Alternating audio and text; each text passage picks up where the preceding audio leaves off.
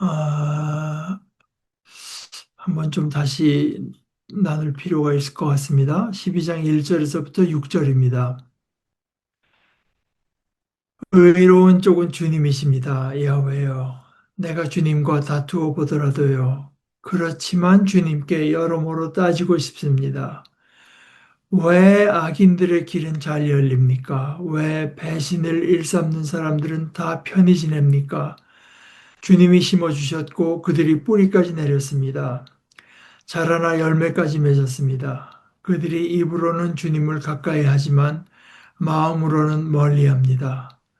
그런데 주님은 야훼여, 주님은 나를 아십니다. 나를 보시고 주님을 향한 내 마음을 살피십니다. 도살당할 양처럼 그들을 떼어내놓고 죽일 날을 위해 그들을 거룩하게 구별해 두십시오. 언제까지 땅이 슬퍼하며 마르겠습니까? 온 들판에 풀이 메마르겠습니까? 그 안에 사는 사람들의 악함 때문에 집짐승과 새가 사라져 없어졌습니다. 그들은 그가 우리의 끝은 보지 못할 거야 하고 말합니다. 발로 걸어 다니는 사람들과 함께 달려 내가 지친다면 말들과는 어떻게 겨루겠느냐? 평화의 땅에서 내가 쓰러진다면 요르단의 우거진 덤불에서는 어떻게 하려느냐? 또한 너희 형제들과 너희 아버지 쪽 집안 사람들 또한 그들이 너를 배신했구나. 또한 그들이 너의 뒤에서 크게 소리질러 대는구나. 너는 그들을 믿지 마라. 그들이 너에게 좋은 것을 말한다 하더라도. 아, 지난주에도 우리가 나눴다시피 예레미야가 물론 압니다. 언제나 하나님 쪽이 더 옳고 의롭다고 하는 걸 알고 내가 다투어 보더라도 언제나 주님의 말씀이 더 옳은 것이 드러날 따름인 건 알지만 그래도 받아들여지지 않는 게 있어 쉽게 받아들여지지 않는 게 있어서 따지고 싶은 마음이 있는 것도 또한 사실입니다. 그러면서 왜 악인들의 길은 잘 열리고 한 번 배신도 아니고 배신을 일삼는 사람들은 다 편하게 지냅니까? 그들 하는 걸 보면 주님이 심어주셨고 뿌리까지 내렸습니다. 이건 뭐 우리가 예를 들어서 예수님께서 말씀하신 것이 하나님께서는 비도 그렇고 햇빛도 그렇고 선인과 악인에 다 같이 주시잖아요. 악인이라고 해서 일마다 좌절시키시는 것이 아니고 오히려 우리 입장에서 보기에는 그 어디 가도 이 사람들이 뿌리도 잘 적응하고 뿌리까지 잘 내립니다. 에, 자라나 열매까지 맺었습니다. 그런데 여기서 이 말하는 악인들, 배신을 일삼는 사람들이 시- 쉽게 지금 우리식으로 말하자면 교회 밖의 사람이 아니라 입으로는 주님을 가까이 하지만 마음으로는 멀리하는 사람들. 입으로는 주님을 가까이 하는데요. 속마음은 저 뒤에 가서도 그가 우리의 끝은 보지 못할 거야.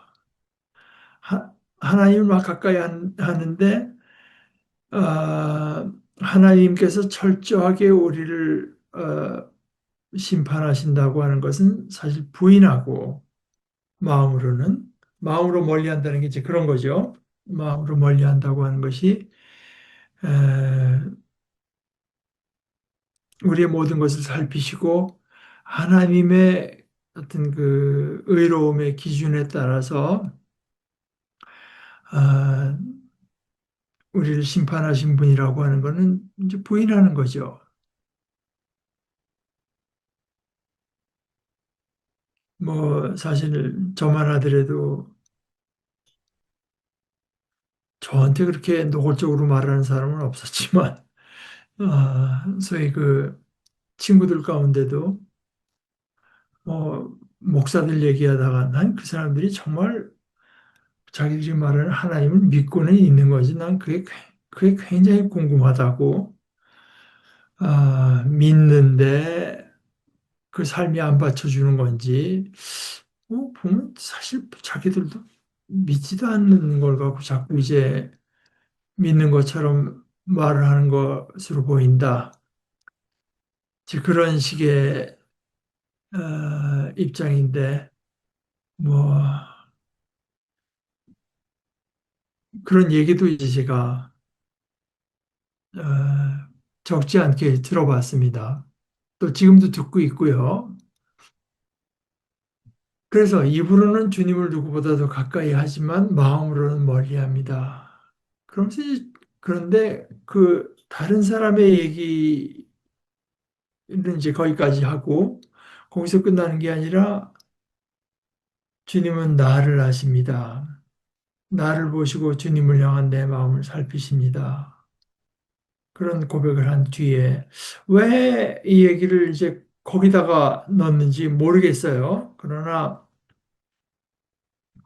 다른 이들에 대해서 그런 어떤 정죄하는 말을 이제 하는데 자기는 하나님을 최소한 진심으로 대하고 있는 진심으로 대하기 때문에 자기 마음속에 그런 받아들여지지 않는 것을 이제 하나님께 안 그런 척하고 지내는 게 아니라 하나님께 솔직하게 자기를 내놓는 거죠. 그러면서 그런 사람들을 곧 잡아먹을 도살당할 양처럼 떼놓고 결국 죽을 날이 아니라 죽일 날을 위해 그들을 하나님의 뜻대로 구별해 두십시오. 여기서 이제 거룩하게 구별해 둔다면 성별해 두십시오. 그래서 그들의 어떤 악 때문에 땅이 슬퍼하며 마르고 온 들판에 풀이 메마릅니다. 그 안에 사는 사람들의 악함 때문에 집짐승과 새가 사라져 버렸습니다. 그 사람들의 마음에 가장 깊은 곳에는 뭐가 있는가? 그가 하나님이 있다고 해도 그가 우리의 끝은 보지 못할 거야. 그러니까 사실 부인하는 거죠. 부인하는 거죠. 마음으로 멀리한다고 하는 게 이제 뭐 아, 그런 이들 그 악함 때문에 그러니까 어떤 하나님의 심판이 있다고 하는 것을 철저하게 부인하니까 어떤 악함 행동을 했는지는 알 수가 없지만 어찌됐건 그것 때문에 아, 들판에 풀이 메마르고 집짐승과 새가 사라져 버렸습니다. 지난주에 말씀드렸다시피 뭐 오늘날 기후 위기와 기후 변화 이것과 인간의 어떤 탐욕이 밀접한 관계가 있다고 하는 걸 부인하기는 어려울 것 같습니다. 그리고 그 탐욕의 속에는 나는 그저 그 천국문 앞에 가서 주여 주여 하면 되는 거지. 뭐 그가 지금 이 땅에서는 그냥 어떤 최대한으로 소유하고 돈이나 권력을 살면 된다. 내가 하는 행동에 어떤 심판과 책임이 궁극적인 책임이 어, 따른다고 하는 것은 이제 받아들이지 않는 경우를 말을 하는 거죠. 그런데 이게 예레미야가 이제 이런 질문을 던지는데요. 욥도 그런 비슷한 질문을 던집니다. 그런데 예레미야와 거진 아마 동시대에 있었다고 생각하는 하박국 선지자도 그 비슷한 얘기를 해요. 하박국 1장을 한번 보시죠. 저 뒤에 아모스, 오바댜, 요나, 미가, 나훔, 그 다음에 하박국입니다. 하박국 1장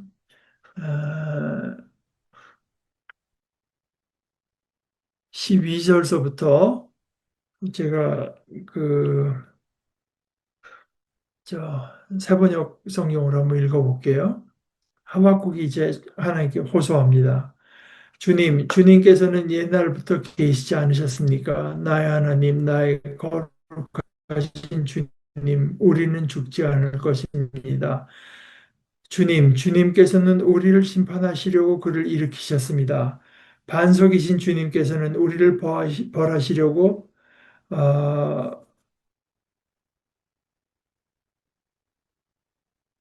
어, 그를 채찍으로 삼으셨습니다. 그 다음에 1장 13절입니다. 주님께서는 눈이 맑으심으로 악을 보시고 참지 못하시며 패역을 보고 그냥 계시지 못하는 분입니다. 그런데 어찌하여 배신자들을 보고만 계십니까? 악한 민족이 착한 백성을 삼키어도 조용히만 계십니까? 주님께서 백성들을 바다의 고기처럼 만드시고 다스리는 자가 없는 바다 피조물처럼 만드시니 악한 대적이 낚시로 백성을 모두 낚아 올리며 그물로 백성을 사로잡아 올리며 그다음에 괭이로 끌어모으고는 좋아서 날뜁니다. 그러므로 그는 그 그물 덕분에 넉넉하게 살게 되고 기름진 것을 먹게 되었다고 하면서 그물에다 고사를 지내고 괭이에다가 향을 살라 바칩니다. 그가 그물을 떨고 나서 곧 이어 무자비하게 백성을 죽이는데 그가 이렇게 해도 되는 것입니까? 그러면서 다시 이제 2장 1절부터 이런 말을 해요. 내가 초소 위에 올라가서 서겠다. 망대 위에 올라가서 나의 자리를 지키겠다. 주님께서 나에게 뭐라고 말씀하실지 기다려보겠다. 내가 호소한 것에 대하여 주님께서 어떻게 대답하실지를 기다려보겠다. 2절서부터 주님의 대답입니다. 주님께서 나에게 대답하셨다. 너는 이 묵시를 기록하여라.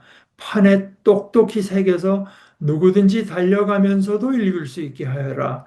이 묵시는 정한 때가 되어야 이루어진다.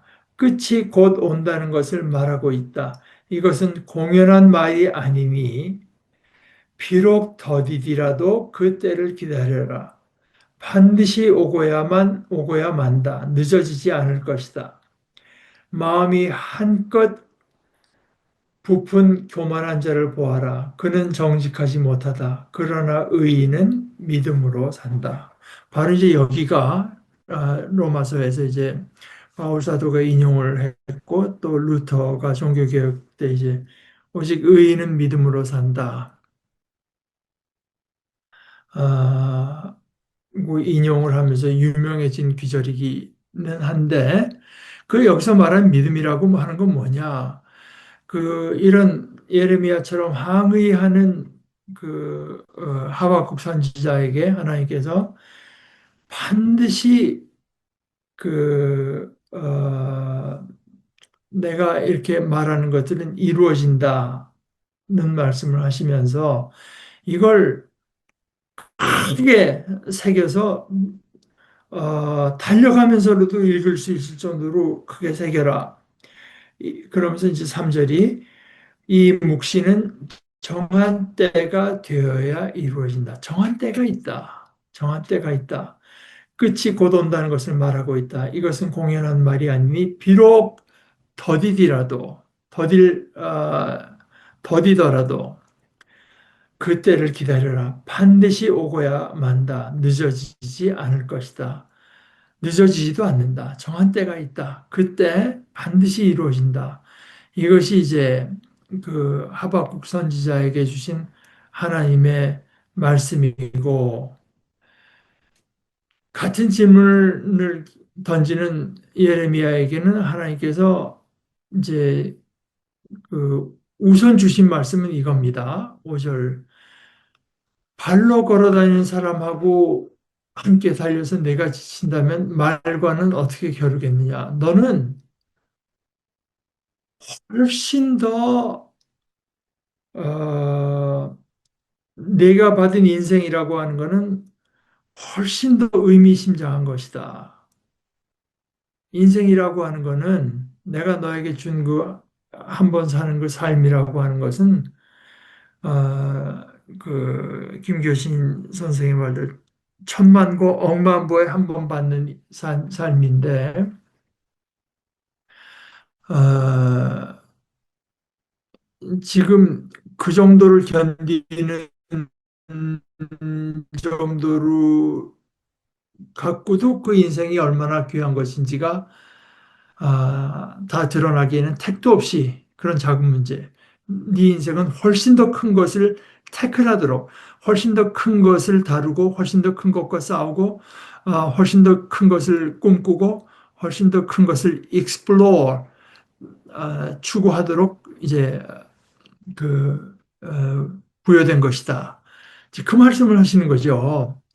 그래서 발로 걸어 다니는 사람들과 함께 달려서 내가 지친다면 말들과는 어떻게 겨루겠느냐.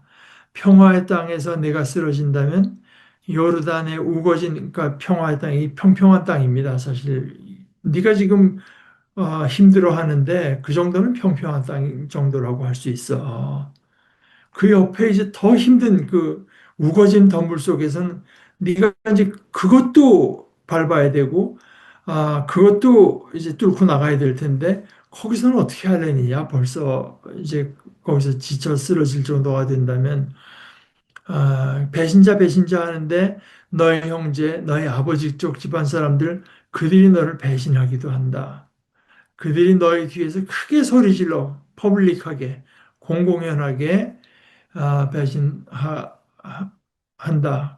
그들을 믿지 마라. 그들이 너에게 좋은 것을 말한다 하더라도.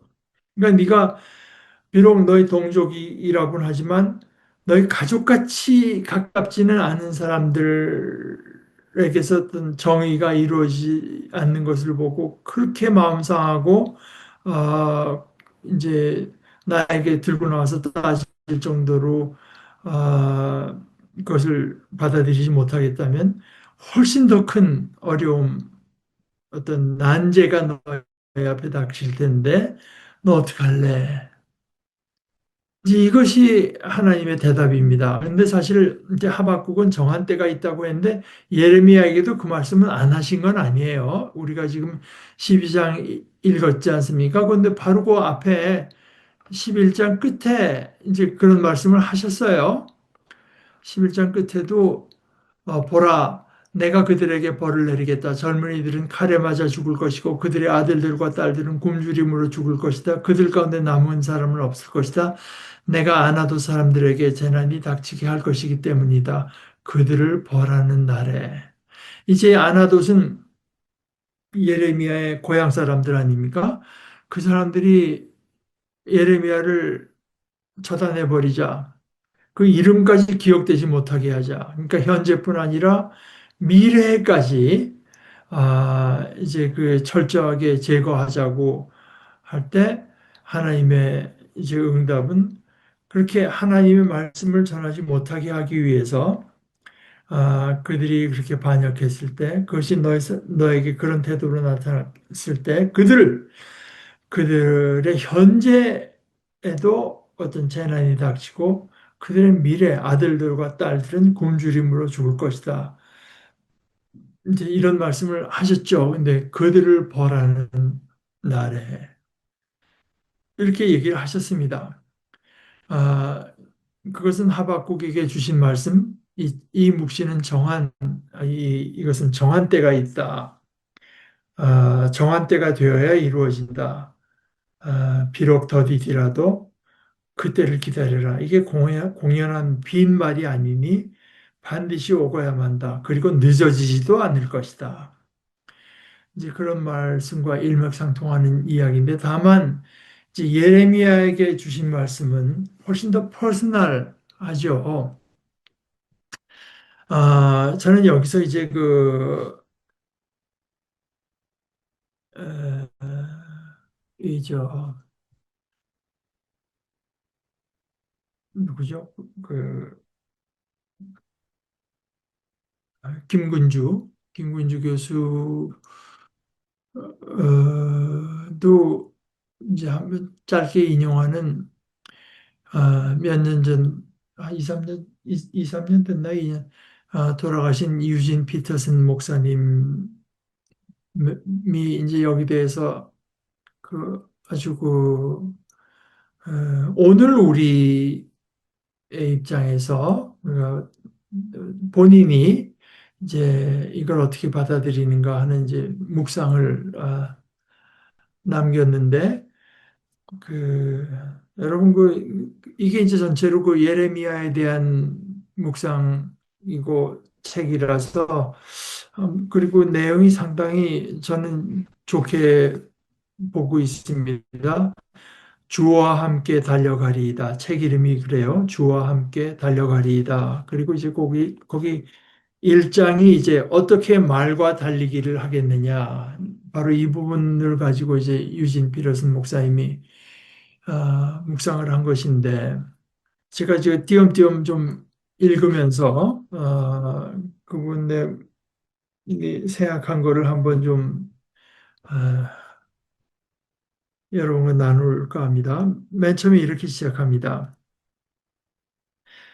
오늘 이 부분에 대해서 묵상하면서 그토록 많은 사람이 어째서 그렇게 형편없이 살아가고 있는지 참으로 알다가도 모를 일이다. 이 형편없이 살아간다고 하는 말은 뭐냐? 저희가 말하는 악하게 산다기보다는 허망하게 살아가는 모습. 그토록 많은 사람이 그렇게 허망하게 살아가는 모습. 비참하게 산다는 뜻이라기보다는 미련하게 사는 모습을 말하는 거다. 우리 사회에서 미국뿐이 아니라 지금 하여간 미국 사회를 말하니까 그거를 염두에 두고 보십시다. 우리 사회에서 사람들에게 이제 두각을 나타내는 일을 보면 사실 흠모할 만한 면이 거의 없고 본받을 점은 더더욱 없다. 우리 주변에 그 셀렙이라는 유명 인사들은 있으나 성인은 전무한 형편이다. 드러난 사람 중에요. 성인은 없다. 유명한 연예인들이 마치 불면증 환자처럼 지루함이라는 병에 걸린 전 국민을 즐겁게 해주려고 애쓴다. 국민들이 다 지루해하고 있어서 그걸 즐겁게 해주려고 애쓴다. 악명 높은 범죄자들이 겁먹은 순응주의자들의 공격성을 실행에 옮기고 있다. 성격 나쁜 유별난 운동선수들이 게으르고 냉담한 구경꾼을 대신해서 경기를 치른다. 허망화되는 건 아무런 목표도 없고 실증난 이들이 하잘것없는 소일거리와 쓰레기 같은 것들에서 즐거움을 찾고 있다. 선한 일을 위한 모험이나 의로운 것을 추구하는 행위, 그 어느 것도 주요 뉴스로 취급되지 않는다. 이게 이제 이 글을 쓸 때 유진 피터슨이 본 미국 사회입니다. 이런 상태는 이상한 현상을 연출했다. 즉, 보잘것없는 인생을 살다가 스스로 중요한 인물이 되기 위해서 사악한 행위를 저지른 인간들을 양산한 것이다. 암살자들과 납치범들이 저명 인사를 죽이거나 승객이 가득 찬 비행기를 위협함으로써 이름 없던 신분에서 유명한 인물로 거대한 도약을 시도한다. 이처럼 터무니없는 일이나 사악함에 대해서 오늘날처럼 열렬히 보상해주는 문화는 일찍이 없었다. 이게 이제 오늘날 주로 매스컴이 하는 거죠. 터무니없는 일이나 사악함에 대해서 오늘날처럼 열렬히 보상해주는 문화는 일찍이 없었다. 그런데 이제 그럼에도 불구하고 우리에게는 어떤 그 인간으로서 온전함이라고 하는 것을 향한 도저히 억제할 수 없는 갈증과 의로움을 향한 굶주림이 저 속에 있다.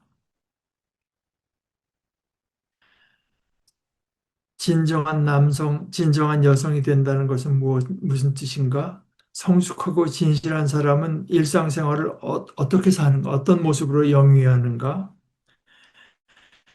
그래서 이 문제에 대해서 도움을 얻어보려고 성경을 우리가 읽기 시작하면 무척 놀라기 시작한 모습을 보면서 충격을 받는 첫 번째 이유는 실망스럽게도 그들 가운데서 영웅의 면모를 발견할 수 없다는 사실이다.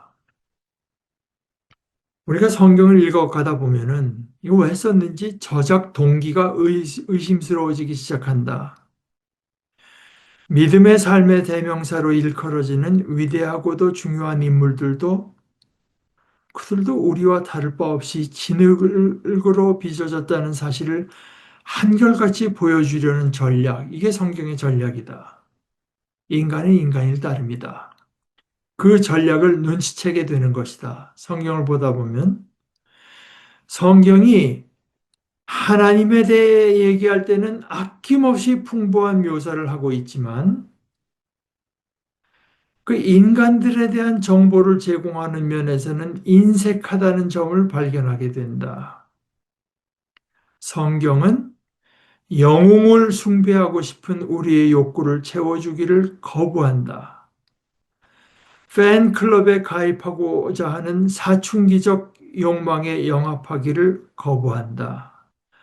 내가 생각하기에 그 이유는 분명하다. 그 팬클럽이라고 하는 것은 간접적인 삶을 살도록 부추긴다. 간접적인 삶. 그 인생을 내가 사는 게 아니라 누구를 통해서 살려는, 제가 지금 띄엄띄엄 있는 겁니다.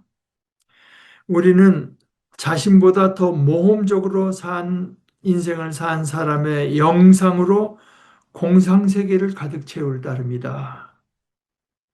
그리고 우리 주변에는 이처럼 대리 인생의 불을 지피도록 연료를 제공해주는 모험심 가득한 인물이 존재하고 있다.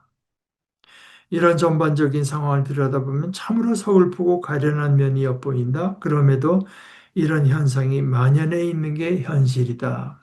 그런데 우리는 사실 다른 사람의 발걸음을 그대로 따라가서는 안 되며 그리스도와 더불어 누구와도 비교할 수 없는 사귐을 갖도록 유니크한 사귐이요. 유니크한 사귐, 나만의 사귐을 갖도록 부름받은 자들이다. 성경이 분명히 하고 있는 것은 어떤 믿음의 이야기라도 예외 없이 완전히 독창적인 이야기로 존재한다는 사실이다. 나오는 인물마다 다 다르다 이거죠. 하나님의 창의성은 끝이 없기 때문이다. 그분이 피곤에 지쳐서 더 이상 창조성을 발휘할 수 없게 된 나머지 비슷비슷한 사람을 계속 만들어내는 대량 복제품에 의존하게 되는 경우라고 하는 것은 있을 수 없다. 그분은 깨끗한 화판과 같은 각각의 인생에 과거에 한 번도 사용한 적이 없는 선과 색채, 어두움과 밝음, 짜임새와 균형을 사용하신다.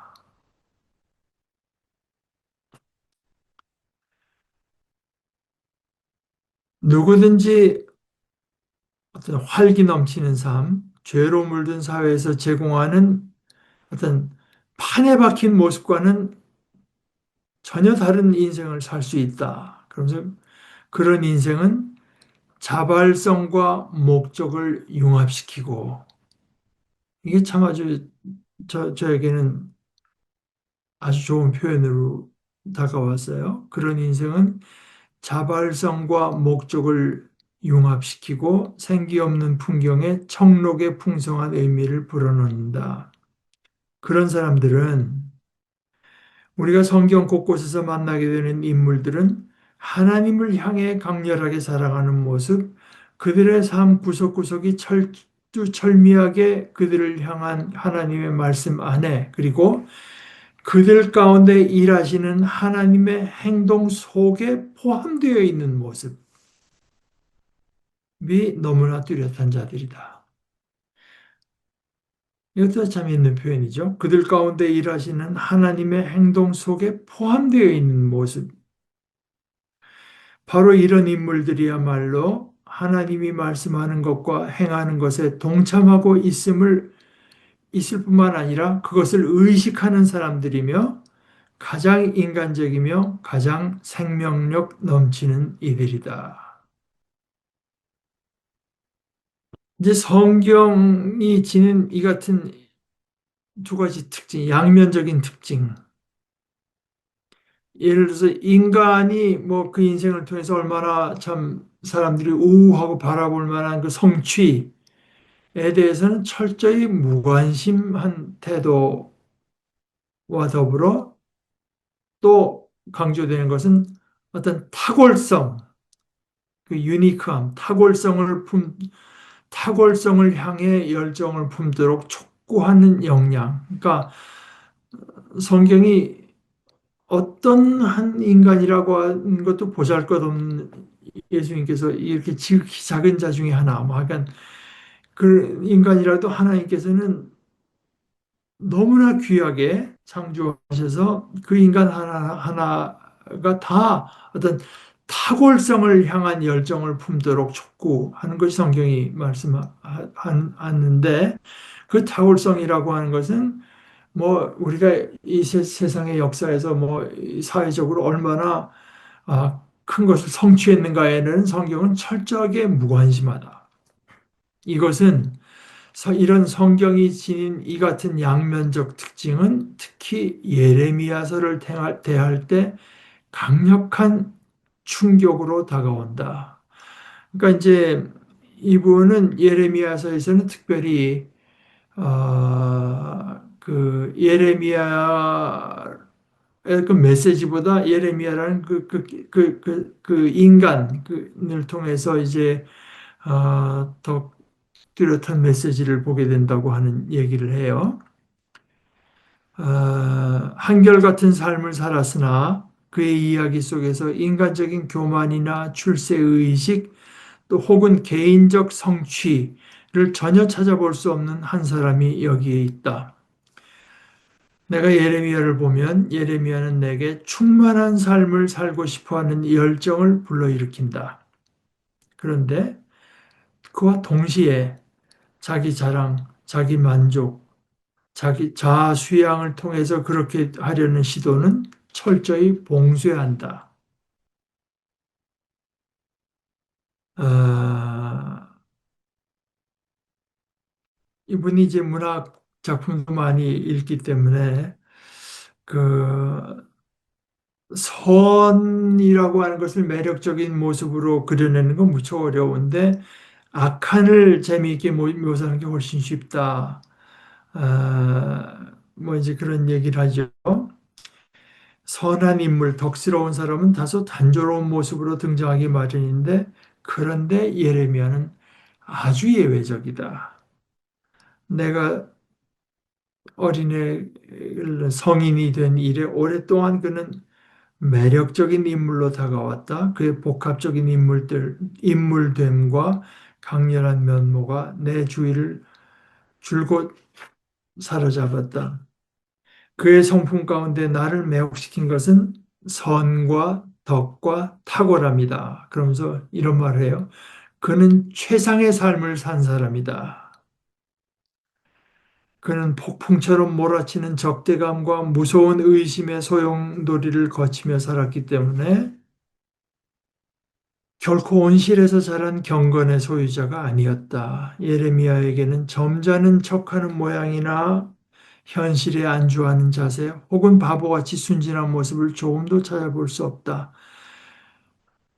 그의 몸에 붙은 근육은 모조리 피곤에 지쳐서 한계 상태에 도달했고 그의 지성에 담긴 생각은 예외 없이 배척의 대상이 되었으며 그의 마음에 느끼는 모든 감정은 절절히 조롱의 불길을 통과했기 때문이다.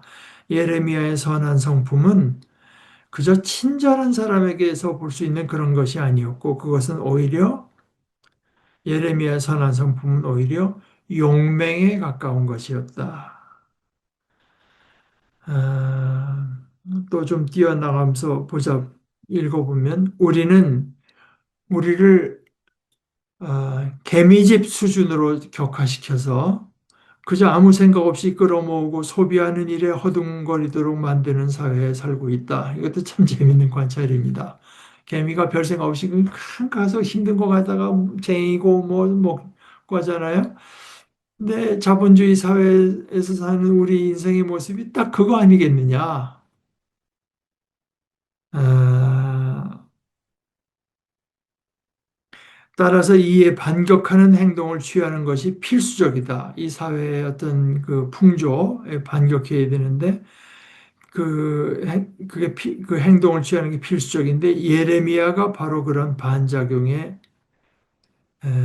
대명사다. 성숙하고 강인한 잘 개발된 인물이자 믿음으로 사는 사람이다. 그의 가르침보다 훨씬 더 중요한 것은 그의 삶이고 그의 생애는 다른 어떤 예언자보다 더 많이 알려져 있기 때문에 그래서 사람들이 예수님을 설명하려고 할 때 전면에 내세우는 인물 중 하나가 예레미야라는 사실, 이제 마태복음 16장 14절에 우리 중 누구든지 최상의 삶을 살 수 있는 유일한 길은 하나님에 대한 철저한 믿음에 의거한 삶이라는 신선한 증거 문헌이다. 말한 신선한 문헌 증거를 제공하고 싶다. 아, 그러면서 이제 바로 오늘 우리가 나누는 이 장면, 예레미야의 생애를 보면 아주 기억할 만한 대목이 있다. 예레미야가 대적, 특히 그 자기 고향 아나도 사람들, 대적에 의해 점차 파괴되고 자기 연민에 빠져서 오늘 같은 그런 데가 자기 연민의 대표적이라고 할 수 있겠죠. 자기 연민에 빠져서 바로 그와 같은 때이른 죽음에 스스로 굴복하려고 했던 때다. 그가 하나님으로부터 받은 특유의 소명을 버리고 그저 평범한 예루살렘의 한 주민으로 주저앉기 직전이었다. 바로 그 중요한 순간에 그는 다음과 같은 책망을 듣게 된다. 내가 사람과 달리기를 해도 피곤하면 어떻게 말과 달리기를 하겠느냐.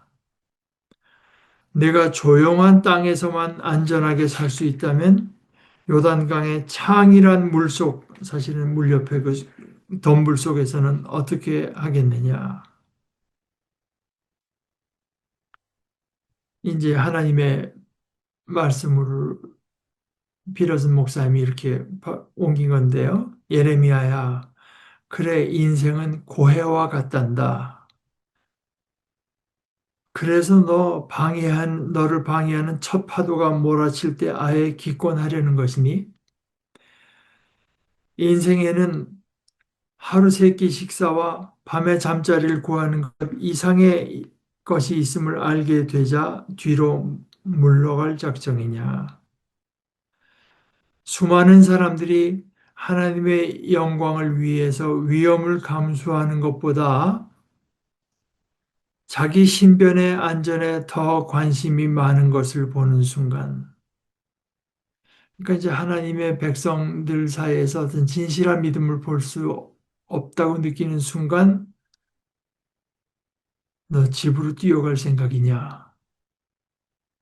그러면서 그 다음에 질문, 너는 조심조심 살 생각이냐? 용감하게 살 생각이냐? 나는 너를 최상의 삶을 살고 의를 추구하고 탁월성을 향해 계속 전진하라고 불렀다. 그래, 오히려 신경과민에 걸리는 편이 더 쉽다는 것을 나도 알고 있다. 기생충처럼 사는 것이 더 수월하다는 것, 보통 사람처럼 느긋하게, 안일하게 사는 편이 더 쉽다는 것도 안다. 그러나 그런 게 더 쉬운 건 틀림없는 사실이지만 그게 더 나은 삶은 아니야. 더 수월하긴 하지만 그렇다고 해서 그게 더 뜻깊은 삶은 아니지. 더 쉽긴 하지만 그게 더 보람 있는 삶은 아니란다. 나는 내가 스스로 이룩할 수 있다고 생각하는 것보다 훨씬 더 고상한 목적을 가진 삶을 살라고 너를 불렀고, 내 소명을 이룰 수 있도록 능력을 공급하겠다고 약속하지 않았니? 그런데 이제 첫 번째 난관이 보이자마자 그만두려고 하다니. 이처럼 평범하기 그지없는 미지근하고 냉담한 군중과 경쟁하다가 피곤에 지쳐 나가 떨어지면 도대체 진짜 경주가 시작되면 어떻게 할 작정이냐. 날렵하고 승부욕이 강한 타고난 말들과 경주하는 것 말이다. 예레미야야, 내가 진정으로 원하는 게 무엇이냐? 이런 군중과 함께 발을 질질 끌면서 걷고 싶으냐? 아니면 말들과 함께 힘차게 경주하고 싶으냐? 물론 탁월성으로부터의 후퇴, 위험 부담의 회피, 믿음의 퇴보 이런 게 있을 수 있다.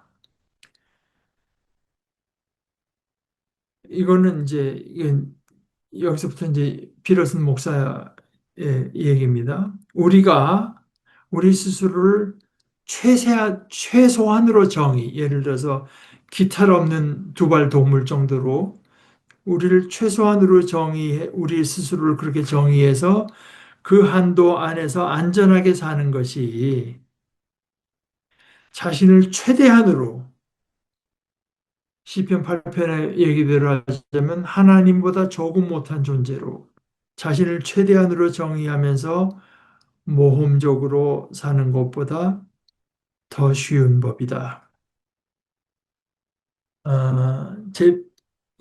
유진 피러스 목사님은 이제 아주 표현이 분명하고 문학적인 표현을 잘하는 분이고, 저는 제 나름대로 이제 정리한 것은 여러분과 두어 번 얘기했지만, 믿음이라고 하는 것은, 아, 그, 어, 믿음이라고 하는 것은 한없이 높은 그 셀프 이스팀, 셀프 이스팀, 자존감, 한없이 높은 자존감을 받아들이는 거라고 생각합니다. 그러니까, 에, 에, 이게 이제 믿음이라고 저는 생각해요. 그것을 피러슨 목사님이 이제 탁월함이라고 말을 했는데, 그런 의미에서 이제 그 저긴 예레미야의 삶을 이렇게 잘 볼 때, 근데 이 삶이 잘 나타나는 건 제가 지난주에 말씀드렸다시피 예레미야의 다섯 그 confessions, 그 고백, 거기 이제 잘 나타나 있습니다. 아, 여러분들이 어, 아마 잊으셨기 쉬울 것으로 생각하지만 그 중에 하나를 제가 작년인가 뭐 재작년인가 언제 한번 나눈 적이 있는데, 어, 그 그것도 지금 생각해 보면 비슷한 거예요. 사실은 예레미야의 어떤 기본적인 그 가는 길의 방향에 대해서 동의를 하시면서도 어, 하나님께서 예레미야대로 회개하라고 하세요. 그 예레미야의 메시지가 그건 이제 제가 나중에 그쪽으로 갈 때 다시 한번 나누도록 하겠습니다만은, 제가 그 오늘 우리가 하나의 말씀을 대하고 하나님 말씀으로서 대하고 그대로 살아가려고 할 때, 우리 주위에 우리를 이렇게 주저앉히려고 하는 세력이라고 하는 것이 에, 얼마나 끊임없이 작동하고 있는가. 하나님은 그런 속에서 아까 이제 예레미야의 이제 이러슨 목사님의 얘기처럼 너는 조심조심 살 생각이냐? 용감하게 살 생각이냐?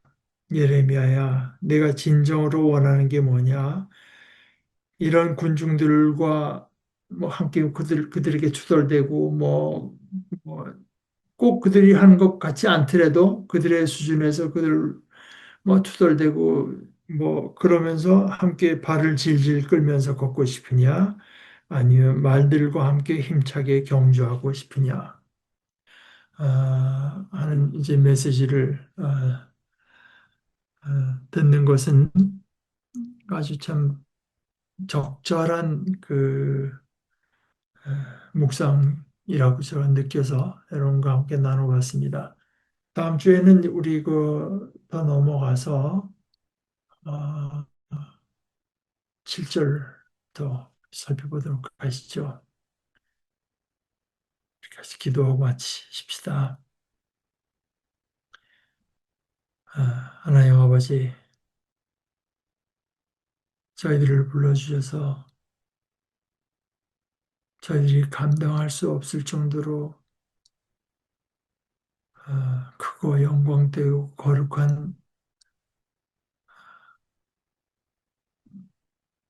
소망을 저희들에게 주신 것을 감사한데 그 소망이 다름 아닌 우리 하나하나가 다른 누구로도 대치될 수 없고 다른 누구와 아, 곧 닿기를 원하시지도 않는 우리만의 아, 삶의 모습, 그리스도를 닮은 우리 각자 나름의 모습으로 그리스도를 닮은 모습을 저희 속에 이루시려고 하는